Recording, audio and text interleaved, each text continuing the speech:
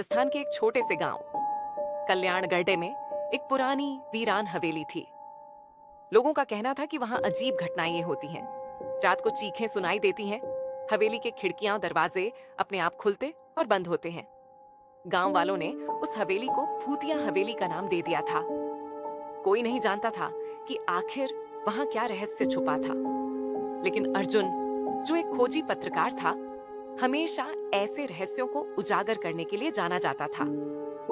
जब उसने इस हवेली की कहानियां सुनी तो उसने तय किया कि वह इस रहस्य से पर्दा उठाएगा। अपने दोस्त रोहित आ और खैन साक्षी कौच के साथ इस रहस्य की गहराई में जाने की योजना बनाई। रोहित कैमरा लेकर सब कुछ रिकॉर्ड करने वाला था और साक्षी, जो कि पैरानॉर्मल स्टडी में रुचि रखती थी, अपने उपकरणों के साथ आई थी।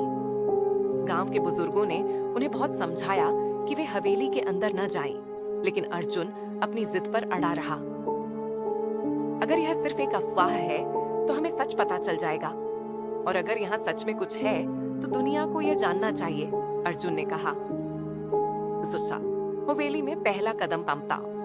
तीनों दोस्त आधी रात को हवेली में पहुंचे। चारों तरफ सन्नाटा था और चांद की हल्की रोशनी हवेली को और भी डरावना बना रही थी। हवेली के पुराने दरवाजे को धक्का देते ही एक जोरदार चरमराहट की आवाज हुई। वे अंदर दाखिल हुए। दीवारों पर पुराने समय की तस्वीरें टंगी थीं, जिनकी आंखें अंधेरे में चमकती हुई प्रतीत हो रही थीं। फर्श पर धूल जमी थी, लेकिन ऐसा लग रहा था कि हाल ही में किसी के पैरों के निशान बने थे। ये तो किसी के पैरों के निशान हैं, साक्षी ने फुसफुसाकर कहा। रोहित ने तुरंत कैमरा ऑन किया और चारों ओर घूमकर रिकॉर्डिंग शुरू कर दी। पहली अजीब घटना। वे आगे बढ़ ही रहे थे कि अचानक एक कमरा अपने आप खुल गया। अर्जुन ने अंदर झांका। कमरे के अंदर एक पुरानी लकड़ी की कुर्सी थी, जो धीरे धीरे हिल रही थी, जैसे कोई अदृश्य शक्ति उस पर बैठी हो। अचानक साक्षी को ठंडी हवा का झोंका महसूस हुआ। कुछ तो अजीब हो रहा है यहाँ, रोहित ने घबराते हुए कहा। अर्जुन ने हिम्मत दिखाते हुए कमरे में कदम रखा। तभी एक खिड़की जोर से बंद हुई और दरवाजा अपने आप बंद हो गया। डरो, भूत से सामना।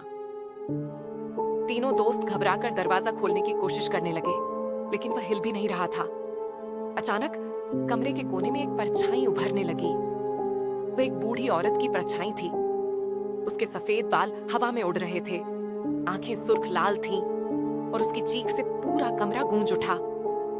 चले जाओ यहां से। तीनों दोस्त डर के मारे कांपने लगे। रोहित ने कैमरा उसकी ओर घुमाया, लेकिन तभी कैमरा अपने आप बंद हो गया।